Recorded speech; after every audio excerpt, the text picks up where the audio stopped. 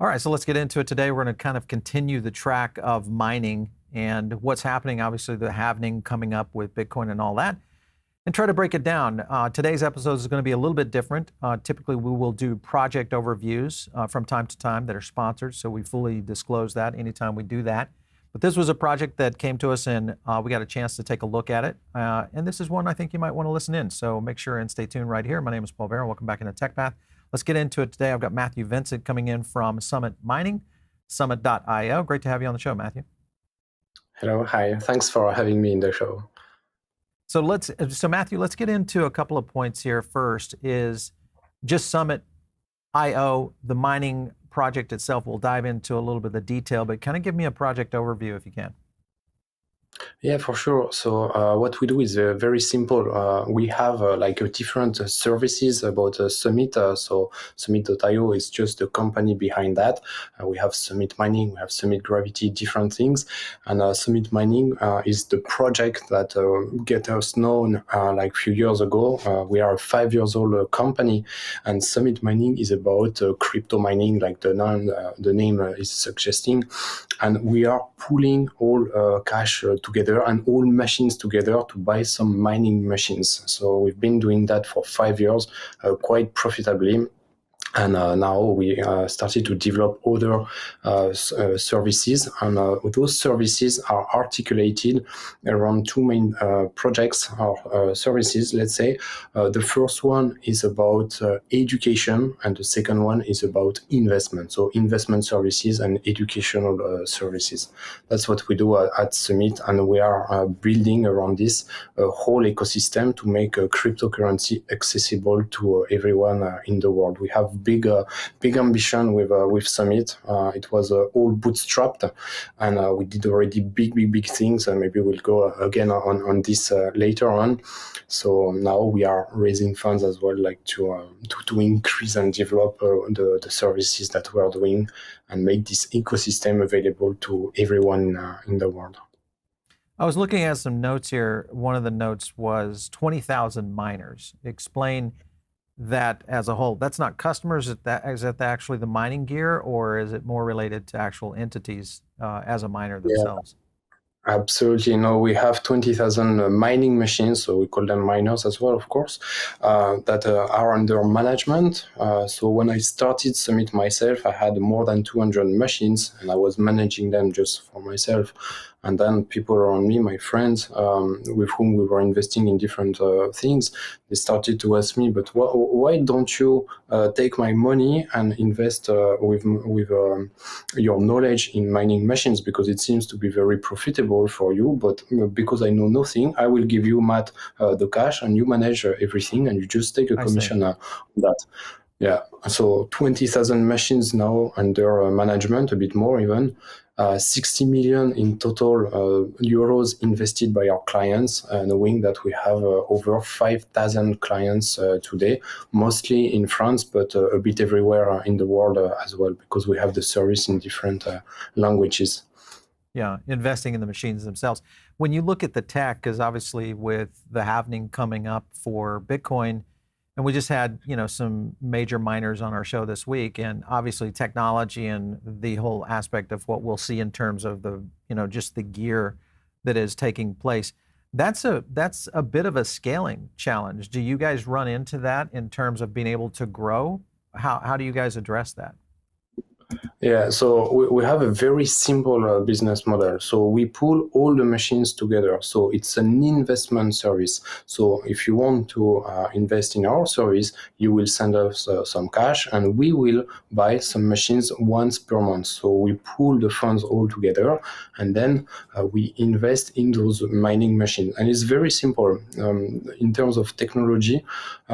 Let's imagine there's only one investor. So who buys one machine. Okay, let's say it's machine ABC. So 100% of the machine is his machine, of course.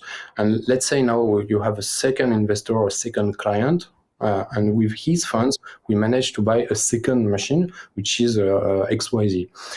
So because of our service, it's not like customer one or client one, investor one has machine ABC, just his own machine, and second investor has his own machine as well. So they both have a little bit of both machines, and that's how we are pooling the machines all together. So we invested the cash possibly at different time, but we all share the mining power and all the machines all together. More of a fractional style.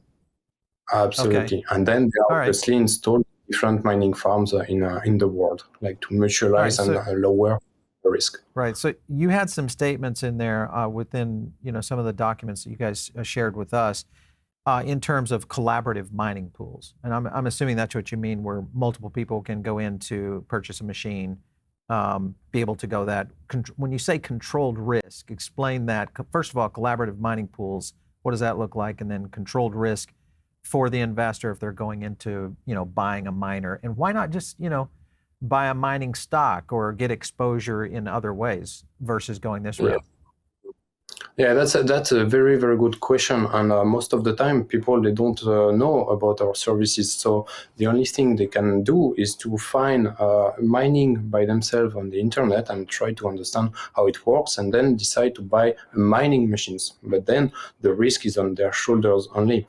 What we do, what I was explaining, is that it's an investment service. So we pool the funds, and once per month, with the funds that we have collected, we're going to buy some mining equipment. And because we are pooling all these funds together, of course, we have better prices.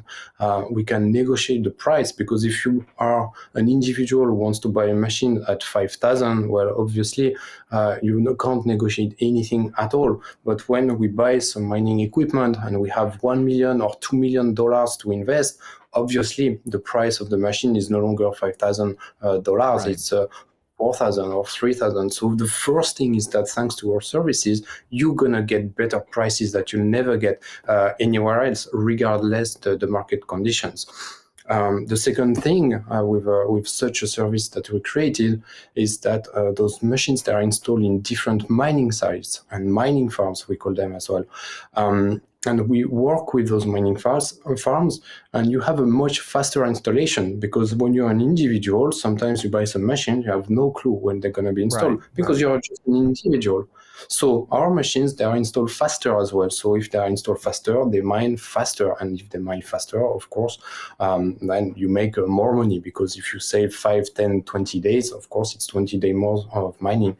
And what I was explaining in terms of risk as well, we mine all together. So the main issue you would have as an individual miner is, what if your machine breaks? What happens in case of a failure?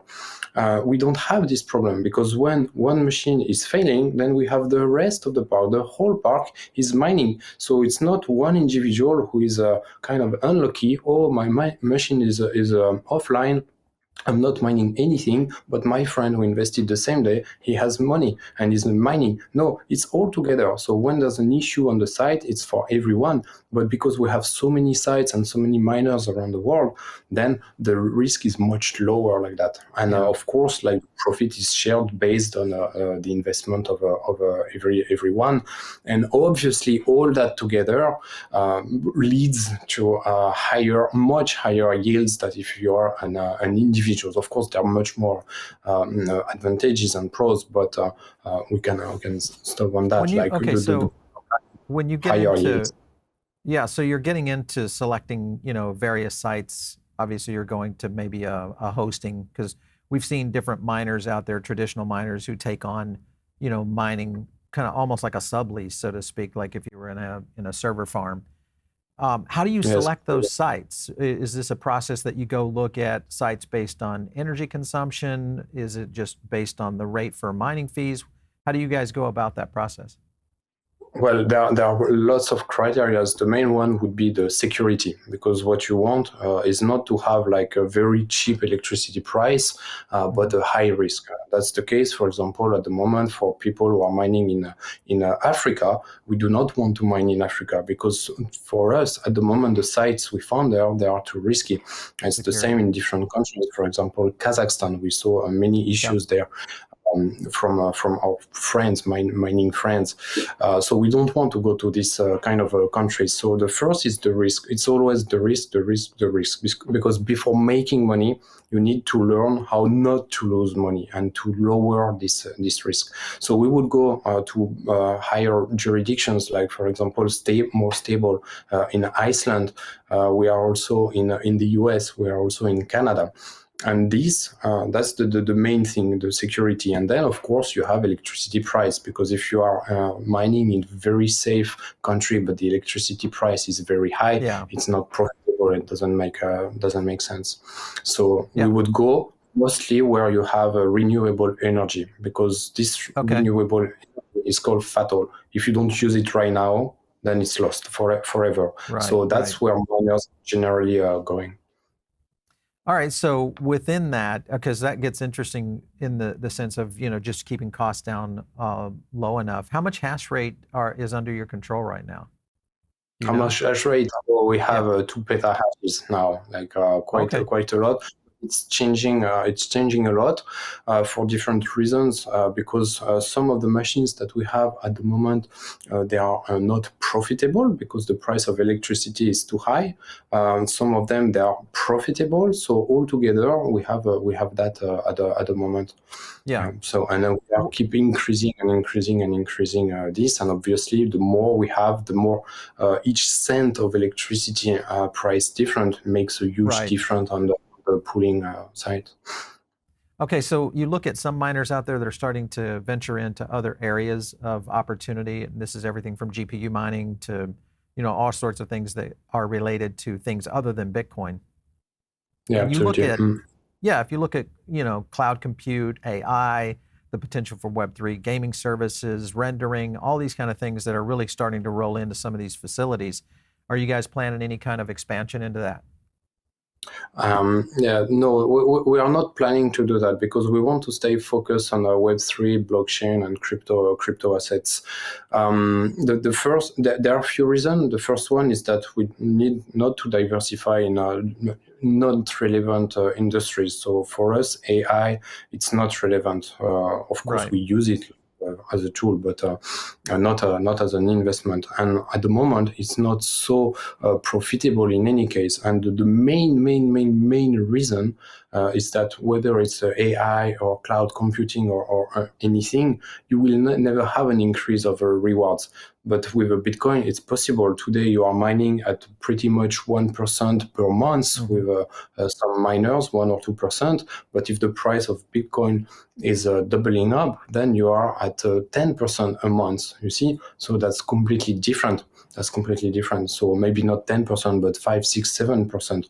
So you have this potential that you will never have in AI or VR. So VR will be more stable investments, but with no very high outcome, if I say so. So that's why we prefer to focus on our domain of expertise.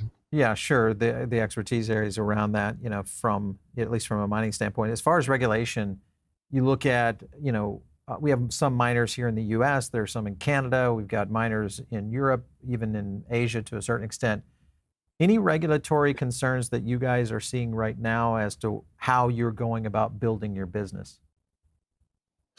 Well, yes, the thing is that, as you can see, that there's more and more regulation. And in one hand, people are thinking, oh, that's very difficult to have this regulation because they're asking us for more documents. It's more difficult to invest. It's more difficult to do that. But we are introducing smart regulations. That's what I would say.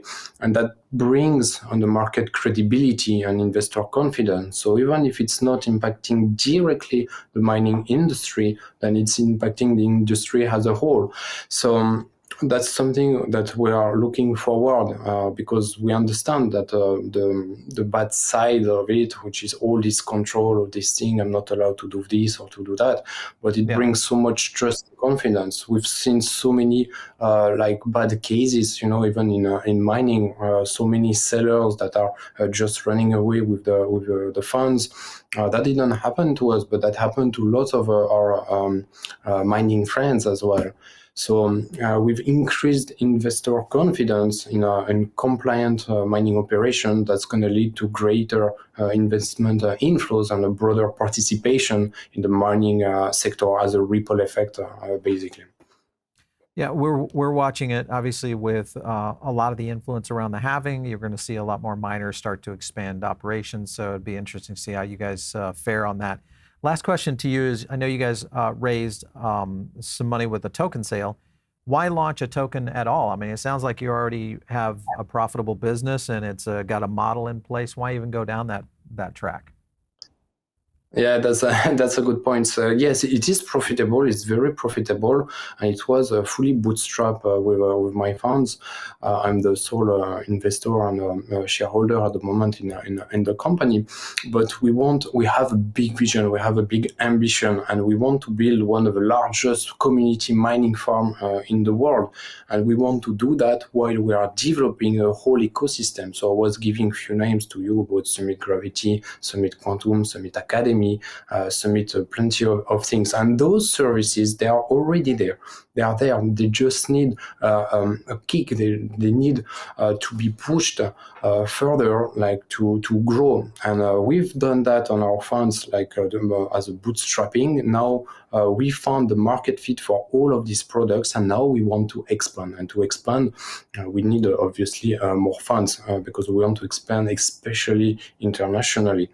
And the best way to do it and the easiest way, because we are all centered as well around a community. All the things you see, like we are pulling, everything is around the community. We have lives every Wednesday evening, for example, with our clients, private lives, every Wednesday in the past 4 years. Never missed a single one.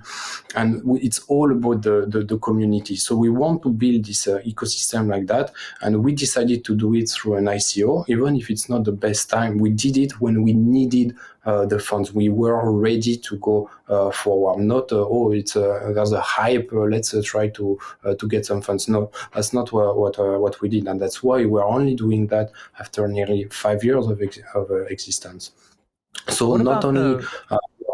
What about the markets? You know, when you look at the emerging markets, whether it's Europe, what's happening in Hong Kong, we see Asia is kind of becoming a new center for I think traditional blockchain, but also maybe opportunities like this. Is there any particular part or region that you guys are focusing on? Yeah, we are focusing at the moment on Europe because of a regulation. So it doesn't mean that we cannot accept investors from other countries, but because most of our clients are in France, we want also to follow the regulation in France. And the regulation is one of the most strict in the world. The first or the second with the SEC in the US. So in terms of regulation, it's very, very, very strict. So it's bringing much more confidence as well. And that's our mainland, let's say. So we are focusing on this, but we are also open to any investor in the world. So we just need to see from the country perspective if we can accept or not the country, because we have like a blacklist because of the French regulation.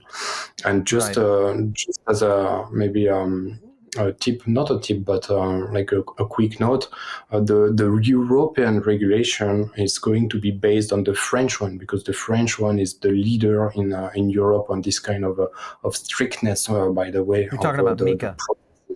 Yeah, absolutely. Yeah. So MiCA is based on the French regulation, like 99% we just did a full review of the MiCA update. They did just a recent metaverse vote, actually, that was very positive, for a lot of those projects. So very cool stuff. Hey, Mathieu, it's been great having you on the show today. Thank you so much for stopping in. We appreciate it. Yes, thank you very much. Thanks for your invitation. You bet. All right. So listen, you guys, if maybe you're tuned in over on the podcast side of things, make sure and jump over here to the YouTube channel and subscribe. It's one of the best places to get additional, download from us. You can join the Diamond Circle. We have an email newsletter over there. And of course, you can catch a couple of podcasts over there that do not make it over here to YouTube. So it's another place for you to get additional content. Catch me out there on X at Paul Barron. We'll catch you next time right here on TechPath.